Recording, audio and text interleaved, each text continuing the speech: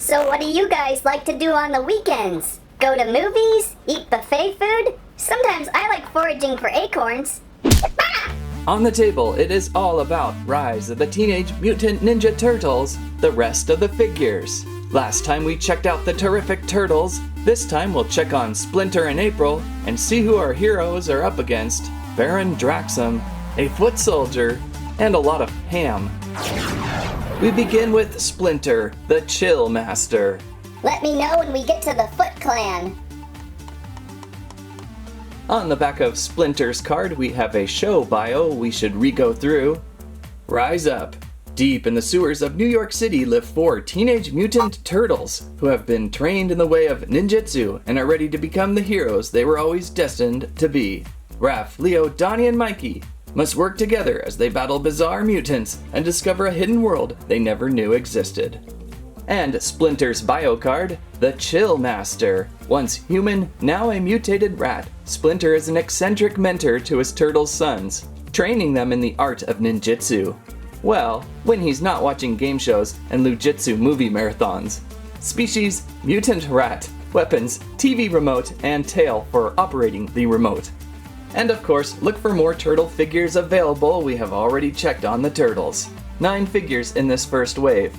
Okay, the Chill Master, let's remove you from package.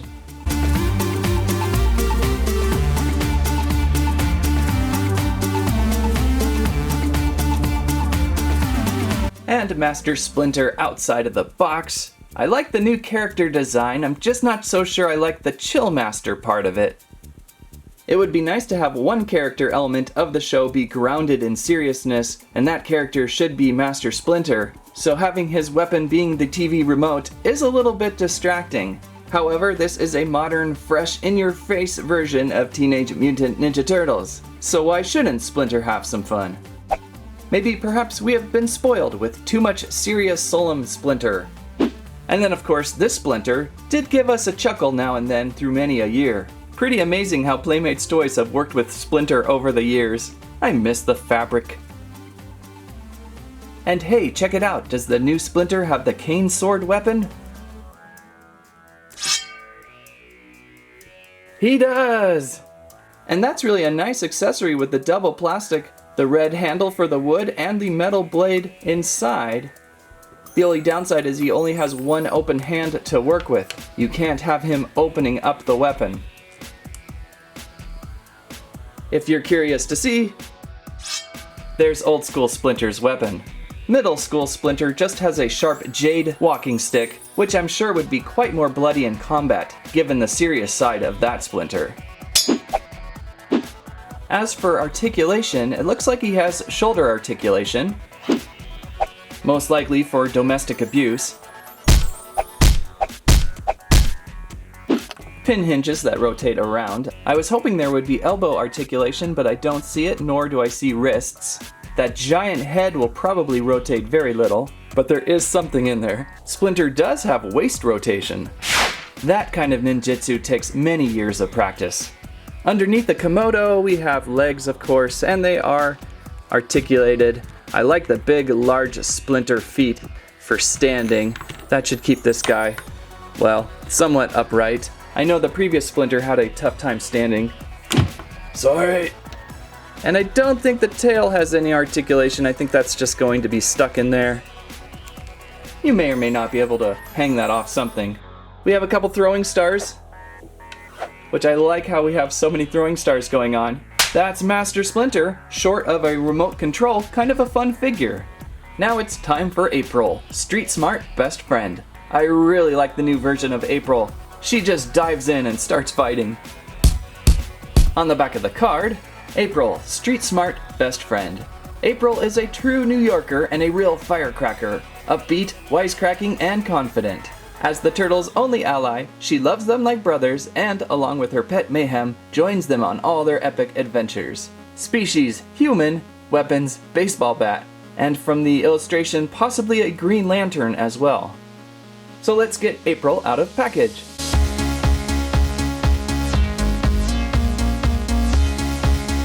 And April, the best friend action figure, is outside of the box.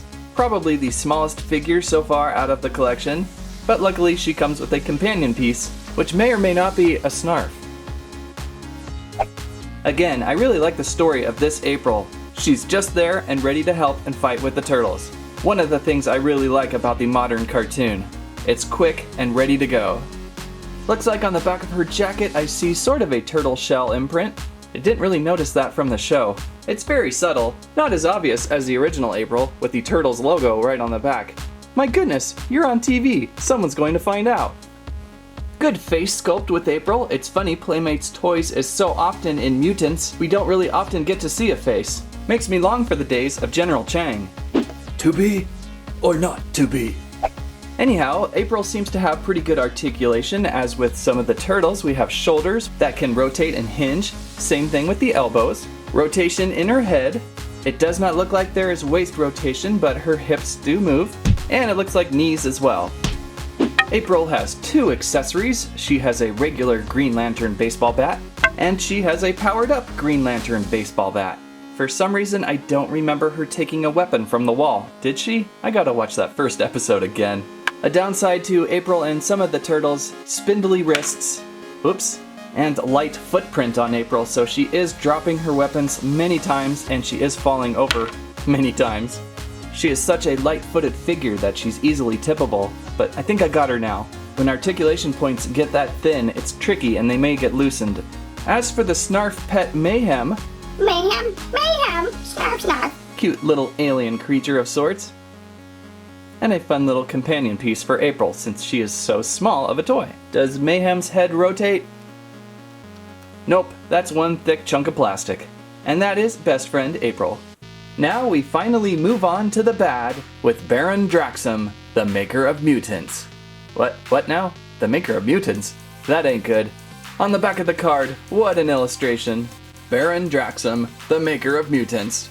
An alchemist warrior mutant from the hidden city, Baron Draxum is the self-proclaimed protector of all mutant kind. Baron Draxum plans to mutate all of humanity with his insect-like creatures called Ooskitos. Species unknown. Weapons Ooskitos. Well, that's one for the bio cards. Alright, Baron, let's remove you from package if that's what it really is.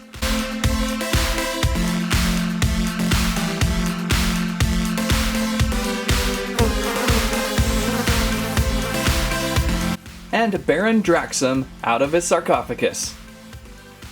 So now I'm convinced there has to be some sort of Thundercats connection going on here. Not only does Baron Draxum have a similar resemblance to Mumra, he also has Mutts with him. Does this have to do with that new Thundercats reboot thing too? I didn't really notice it from watching the episode, but with the toy, I am really thinking Thundercats. However, I think I'm okay with it. I was getting a little bit bored with Shredder, and I'm sure we'll see Shredder as the series goes forward. Sort of like how Vilgax has slowly entered Ben 10. Baron Draxum with the protector of all mutant kind is a really interesting plot idea, especially with the turtles being mutants, and it was really interesting to see him smitten by the turtles in the opening episode. So as for the figure, pretty interesting figure too. I like how not only does he have shoulderlings on his shoulder, but they also have extra shoulderlings to have on the ground. I don't know, do you call those shoulderlings? What do you call those guys? Mutts? Dark mutant creatures from the hidden city? I like them though, they're fun. I don't believe you can take these off though. They are stuck somehow by tail. It looks like the tail wraps under his Mumra hair cloak cover piece like thing. We also have a couple Ooskitos too, which look like you can clamp onto any other action figure arm and cause some trouble. I just try not to get these stuck on my finger again. As for articulation, shoulders, which can rotate, and there's elbows.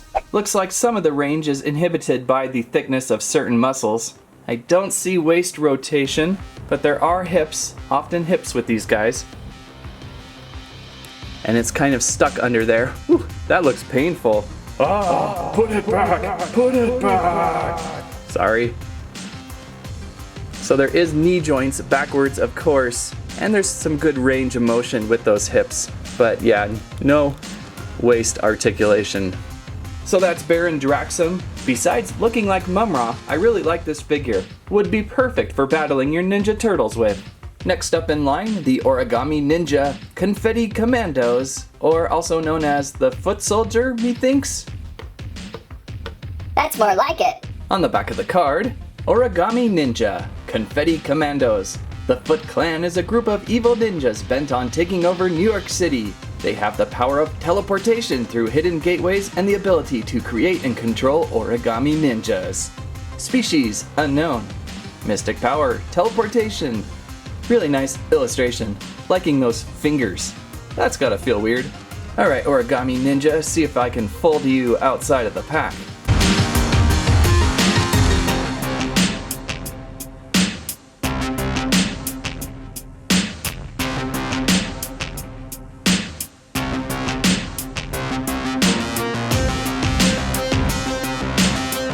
And the long-standing tradition of strange-standing foot soldiers continues. I really like this action figure, but boy oh boy is it hard to stand. I'm not even sure if I got it in the right position. It's just barely hanging in there.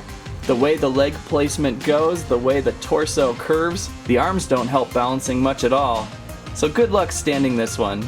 At least with some of the previous foot soldiers, their feet were flat and their legs were straight on. That gives you some sort of chance. So even though amazing looking figure, don't plan on standing it as it may tip over. Besides those standing issues though, what a figure. I like the very bright red orange foot pronounced on his hood. That is often too much forgotten, that foot. We have a sickle-like weapon in one hand, and we have a couple origami pieces that are pretty neat looking like little bats or something. Well, I guess there we go, they're like a little guy. Hey, don't say that about me, I'm powerful! As for articulation, I don't even want to touch it, but there is shoulders, and they are on pin hinges with elbows that are hinged with pins. Don't believe there's articulation in that wrist or forearm where it connects with his sleeve. There is rotation in the almighty important curved torso, which will help in balance. We have pin hinge rotation on those hips, and I think that's pretty much straight on right now. That was the best I can do for standing, and then you just kind of work with the torso next and trying to get it to balance. I almost kind of wish with foot soldiers they would give us a really basic figure but double pack them, so that we would have more to fight with. For now, I guess we just have to work with the little paperlings. Paperlings? Oh, you'll be sorry for saying that!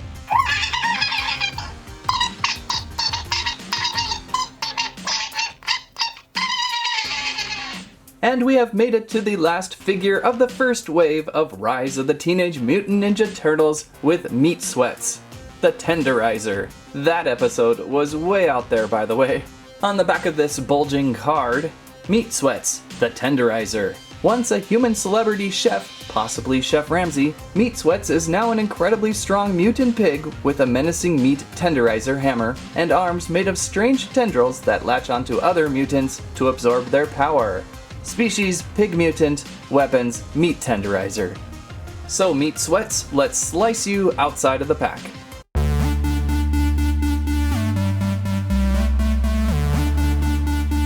And Meat Sweats out of the package. I don't really have anything to compare it to except for maybe this.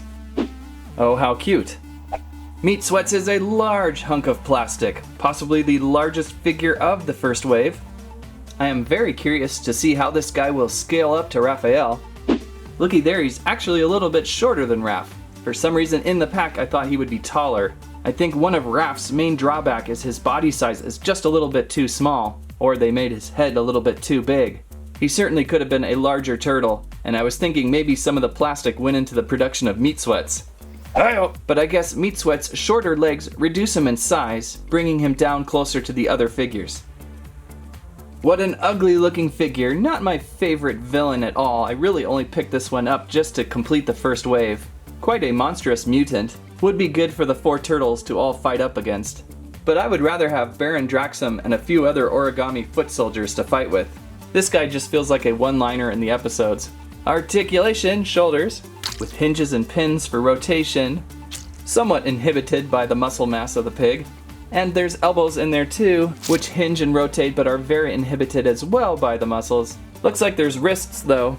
As for legs, there is a torso under all that pig fat. Looks like his apron is made of a softer rubber, you can flip it around. And there's some rotation and a little bit of hinge on those hips. And we have a switchable handpiece for those strange latching tendrils. However, that is probably the most underwhelming additional handpiece ever created. Those tendrils don't go much farther than a frog's hand. Oh, there's also head rotation. And that is Meat Sweats. What a ridiculous hammy figure. I'll show you, Hammy. And there it is, the rest of the first wave of the Rise of the Teenage Mutant Ninja Turtles collection Playmates Toys. Some of these figures you have to get, like Baron Draxum, Master Splinter, and a foot soldier. Oh, and of course April. Meat Sweats is also there, and bringing back the turtles again.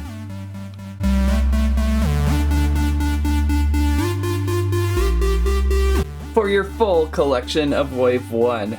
Looks like a pretty good balance between good and evil. Good luck, Turtles. You have a lot to clean up. Until the next reboot, that is. Snarf, snarf! Hey! Mayhem just stole my reboot! Ah! Let's go, Turtles! Woo! I'll give him 6 months and then I'll be leading again. Booyakasha, I mean kawabunga! Nickelodeon Rise of the Teenage Mutant Ninja Turtles. Wave 1 from Playmates Toys arrives on store shelves October 1st, 2018. If you're looking for a lively assortment of figures to battle your turtles with, look no further than the Origami Ninja, Meat Sweats, and Baron Draxum. And of course, Master Splinter and April are here to help out.